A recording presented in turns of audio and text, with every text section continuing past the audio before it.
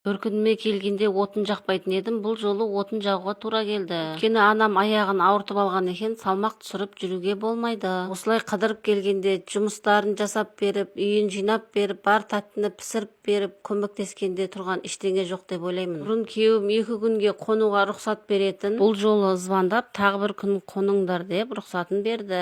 Қуанып қалғансың ғой. Үйдің барлық тірліктерін істеп, арасында дем алып, анаммен әңгіме айтып, арқа-жарқа болып қайтқан жайым бар. Арасында нан аштып, нан жауып бердім, бауырсаққа қамыр аштып, далаға бауырсақ пісіріп бердім. Апам да менен қалыспай балық алып келіп, балық тазалап, балық қуырып берді. Үйдің жанында балық сататын жер бар.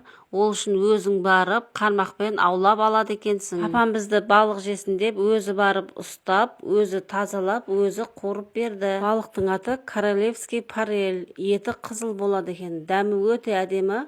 Қылтығы да аз болады екен, балдарға жегенге де ыңғайлы. Менің ауылға келгенімді естіп, үлкен әпшем де келіп кетті. Бұл жерде күйеуім бізді алып кетуге келді. Төркіндегі демалысымыз осылай бітті.